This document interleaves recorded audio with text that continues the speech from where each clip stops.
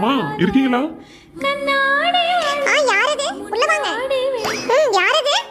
என்னம்மா என்ன அடையாளம் தெரியலையா உங்களுக்கு? நீங்க தானே ஃபோன் பண்ணீங்க, ஜோசியர்மா நானு. உங்க பொண்ணுக்கு நல்ல வரனா பார்க்க சொன்னீங்களே, மறந்துட்டீங்களா? அட மறந்தே போயிட்டேனே. வா வா வந்து உட்காரு பாப்பா. ஆமா ஆமா.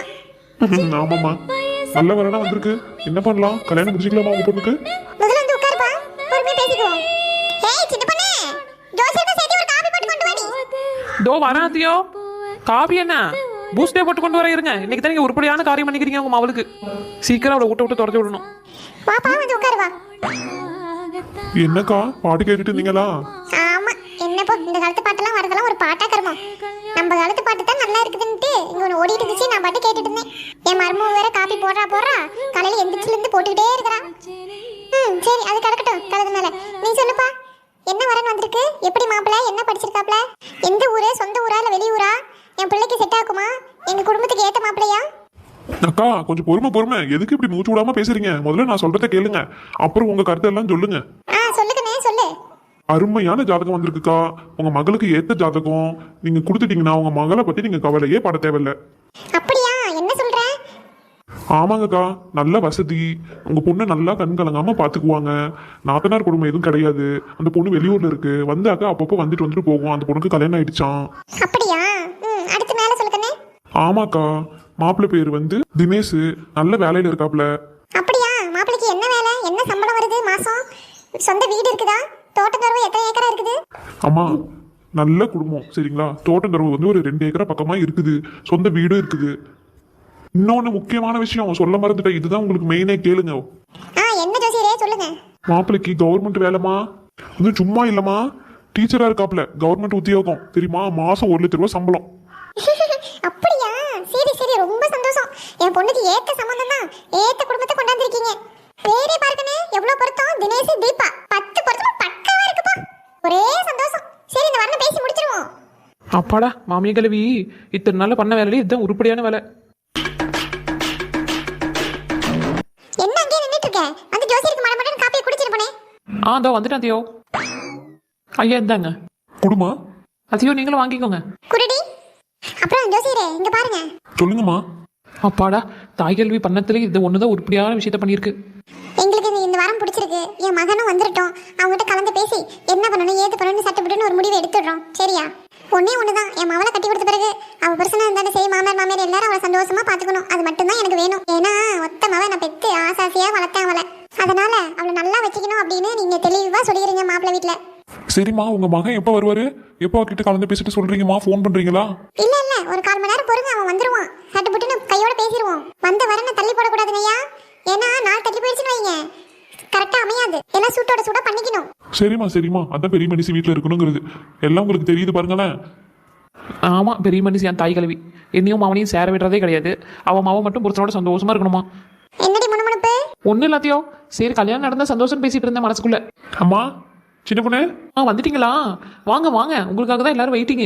சூப்பரான நியூஸ் கிடைச்சிருக்கு, வாங்க சீக்கிரம். அப்படியா? என்ன விஷயம் சின்ன பொண்ணு? வாடா உள்ளார. அங்கே இருந்து எல்லாத்தையும் கேப்பியா? இதோ வரமா. என்னம்மா சொல்லு. யோசிரே, இவன் தான் என்னோட பெரிய மவன். இவனோட தங்கச்சி தான் நீங்க பொண்ணு கேட்டு வந்திருக்கீங்க, ஜாதகம் கொண்டு வந்திருக்கீங்க. அப்படியா? சரிம்மா. தம்பி என்ன பண்றாப்ல? என் மவன் ஒரு தனியார் கம்பெனில வேலை பார்த்துட்டு இருக்கான். மாசம் 1 லட்ச ரூபாய்க்கு மேல சம்பளங்க.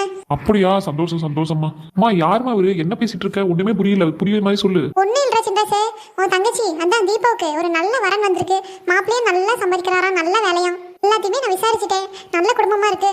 சட்டு புட்டுன்னு பண்ணி முடிச்சிடலாமா? இருமா, அவசரப்படாதமா. என்ன ஏதுன்னு தெளிவா விசாரிக்க வேண்டாமா? எல்லாமே நான் விசாரிச்சுட்டேன்டா சிந்தாசே. சரி, உன் பொண்ணுக்கு பிடிச்சிருக்கான்னு கேட்டியா?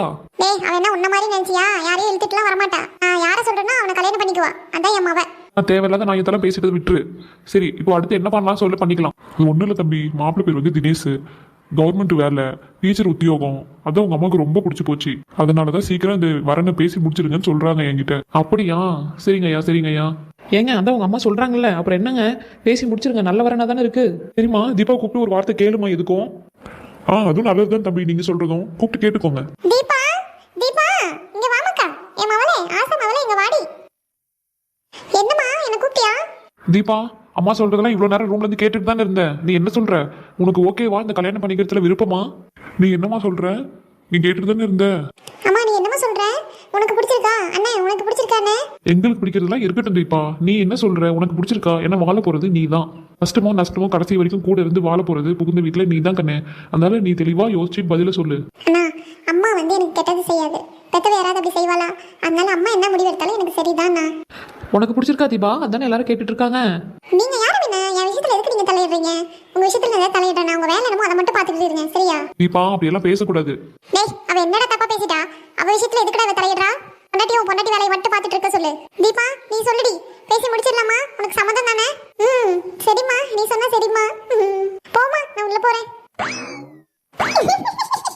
சிந்தாசே உன் தங்கச்சி சம்மதம் சொல்லிட்டாடா. சரிவா வந்து உட்காரு. அடுத்து என்ன பண்ணலாம் ஏது பண்ணலாம் ஜோசியர் கிட்ட தெளிவா பேசிடுவோம். அடே எங்கப்பா, கிழவிக்கு என்ன ஒரு ஆனந்தம். இவமாவும் மட்டும் சந்தோஷமா இருக்கணுமா, நாங்கெல்லாம் பைத்தியம் முடிச்சுட்டு ஆடணுமா? என்ன இந்த வாங்குறாளே கிழவி, அந்த வேலை அத்தனை வேலை செய்ய சொல்லுது. அவன் மாவு மட்டும் போய் சொகுசா இருக்கணுமாமா. மருமவளையும் மவளையும் ஒன்னா பார்க்கணும். ஆய் கிழவி. சரி என்னம்மா பேசணும் சொல்லு. ஒன்னும் இல்லடா சிந்தாசே, அடுத்து எப்போ முகூர்த்த நாள் வருதோ பொண்ணு பக்கம் வர சொல்லிடலாம் சரியா? சரிம்மா, நீ சொன்னா சரிதான். ஐயா ஜோசியரே சொல்லுங்கம்மா. அடுத்து வர நல்ல நாள்ல மாப்பிள்ளை வீட்டார் எல்லாத்தையும் வர சொல்லிருங்க, பொண்ணு பக்கம் வர சொல்லிருங்க, பேசி முடிச்சிருவோம் சரிங்களா? சரிங்கம்மா, ரொம்ப சந்தோஷமா. நான் போய் ஏற்பாடு பண்ணிடுறேன் எல்லாத்தையும். அப்புறம் இன்னொன்று சொல்ல மறந்துட்டேம்மா, இந்த கல்யாணம் நல்லபடியாக முடிஞ்சிருச்சுன்னா எனக்கு கொஞ்சம் கமிஷன் எல்லாருமே கொடுப்பாங்க. நீங்க என்ன தரீங்கன்னு சொல்லிருங்கம்மா. நீங்க என்ன எதிர்பார்க்கறீங்க ஐயா? நல்ல வரணும் உங்களுக்கு கொண்டுட்டு வந்திருக்கேம்மா. உங்களுக்கே பிடிச்சிருக்கு, கேட்டதும் சரின்னு சொல்லிட்டீங்க. அதனால ஒரு கல்யாணம் பண்ணி வச்சேன்னா ஒரு சிலர் 1 பவுன் எடுத்து கொடுப்பாங்க, ஒரு சிலர் 1 லட்ச ரூபாய் வைப்பாங்கம்மா. நீங்க எவ்வளோ தரீங்கன்னு முடிவு பண்ணி சொல்லுங்க. என்னது 1 லட்சமா ஒரு கல்யாணம் பண்றதுக்கா? என்னென்ன சொல்றீங்க? ஆமாம்மா, இப்பெல்லாம் அப்படிதான் காலம் போயிட்டு இருக்குது. 1 லட்ச ரூபாய் ரொம்ப அதிகம் ஜோசியரண்ணா. உங்களுக்கே 1 லட்ச ரூபாய் கொடுத்துட்டா நான் பொண்ணுக்கு என்ன பண்ண வேண்டியது இருக்கு உங்களுக்கே தெரியுமில்ல? தெரியும் தம்பி, நல்ல வரனா உங்களுக்கு பிடிச்சிட்டு வந்து கொடுத்துருக்கேன்ல, அதை கொஞ்சம் யோசிச்சு பாருங்க. மாப்பிள்ளைக்கு எந்த கெட்ட பழக்கமும் கிடையாது. சிந்தாசே சரி, நீ எவ்வளவு கொடுக்கலாம்னு நினைக்கிறேன்? ஜோசியரே ஐயா, உங்களுக்கு வேண்டாம் எங்களுக்கு வேண்டாம், ஒரு 50,000 வாங்கிக்கோங்க. 80,000மா? தம்பி 50,000த்துக்குலாம் நான் கல்யாணம் பண்ணி எத்தனை வருஷம் ஆகுது? இப்போல்லாம் ஏறிக்கிட்டே போயிட்டு இருக்க விலைவாசி எல்லாம். அதே மாதிரி தான் கல்யாணத்துக்கும். சரி ஐயா ஜோசியரே, சிந்தாசு வந்து 50,000 சொன்னான். போனது போகட்டும், ரவுண்டா 70,000 வாங்கிக்கோங்க. அதுக்கு மேல எதுவும் பேசாதீங்க. என்ன பேசிட்டு இருக்க? 70,000 கல்யாணம் பண்றதுக்கே என்ன மற்ற செலவுலாம் என்னென்ன இருக்குன்னு உனக்கு தெரியாதா? நகை எடுக்கணும், புடவை எடுக்கணும், பட்டு வேஷ்டி சர்ட்டு எடுக்கணும், கல்யாண செலவு இருக்கு, சமையல் செலவு இருக்கு, எல்லாம் இருக்குடா தெரியுது இல்லங்களே. அதுக்காக இவர் சொன்ன மாதிரி நல்ல வரணும் அமைஞ்சிருக்கு, அதுக்கோசரம் எல்லாம் பண்ணி தானே ஆகணும். தாய் கிழவி, மாவளுக்கு கல்யாணம் பண்ணி வைக்கிற புரோக்கருக்கே 1 லட்ச ரூபா கொடுக்குறேங்கிறா. நான் இங்க பக்கத்துல இருக்க கடைக்கு போறதுக்கு ஒரு 2,000 3,000 கேட்டா கொடுக்க மாட்டேங்கிறா தாய் கிழவி. அந்த பேச்சு பேசும் தாய் கிழவி. வீட்டுக்காரனையும் கொடுக்குறவனையும் கொடுக்காம பண்ணிவிடுவா தாய் கிழவி. இருக்கட்டும் இருக்கட்டும், ஏன்னா நேரங்காலம் மாறும், அப்ப வச்சுக்கிறேன் கிழவி உன்ன. என்னடி சத்தம் முணுமுணுப்பு? ஒன்னும் இல்லாதையோ. சரிங்கம்மா, 70,000 இருக்கட்டும். சரிங்க ஐயா, அடுத்து வர முகூர்த்த நாளையில பொண்ணு பார்க்க வர சொல்லிருங்க, நாங்களும் எல்லாம் ஏற்பாடு பண்ணி வைக்கிறோம் சரிங்களா? சரி இப்ப நீங்க கிளம்புங்க, போய் ஏற்பாடு பண்ணுங்க. சரிம்மா, நானும் கிளம்புறேன். அப்படியே தம்பி வரட்டுங்களா? சரிங்க ஐயா, வரேம்மா, போயிட்டு வரேன். சரிங்க ஐயா. ஏய், எங்க உங்க அம்மா? கண்ணதாச காரக்கூடி பேர சொல்லி ஊத்தே கூடி. உமாரி எங்க போயிட்டா உன் ஆத்தாக்காரி? அப்பா அம்மா வேலைக்கு போயிருக்குப்பா. எதுக்குப்பா அப்படி தினமும் குடிச்சிட்டு வந்து ராவடி பண்ற? நான் குடிப்பேன், என்ன வேணா பண்ணுவேன், அதெல்லாம் நீ கேள்வி கேட்க கூடாது பூமாரி. அப்ப நீ குடிச்சிட்டே இருக்க வேண்டியது தானே? எதுக்கு என்னையும் அண்ணனையும் பெத்த நீ எங்களை எதுக்கு இப்படி சித்திரவதை பண்ற? என்ன வாய் ஓவரா போகுது? ஏய், இந்த மனசு வந்து பிள்ளைகிட்ட என்ன ராவடி பண்றான்னு தெரியலையே. இதே ரோதனையா போச்சு, தினமும் குடிச்சிட்டு வந்து ராவடி பண்றான். யோ நீ என் பிள்ளைகிட்ட கத்திட்டு கிடக்குற? வாடி வா. எங்கடி போன? நான் எங்க போறேன்னு உனக்கு தெரியாதா? வேலைக்கு போறேன்னு உனக்கு தெரியாதோ? அதானே, போதையில இருந்தா உனக்கு எப்படி தெரியும்? இப்படி குடிச்சிட்டு வந்து தினமும் எங்களை இப்படி சித்திரவதை பண்ற நீ. அம்மா யோ, உனக்கு அவ்வளவுதான் மரியாதை. கை வாங்குற வேலையெல்லாம் என்கிட்ட வச்சுக்காத. என்னடி மிரட்டுறியா? இப்படிதான் அடிப்பேன். மேல கைய வச்சு கைய ரெண்டையும் மண்ணிக்கட்டோட வெட்டி போடுவேன். பா அம்மா வடிக்காதப்பா, விடுப்பா அம்மா வடிக்காதப்பா.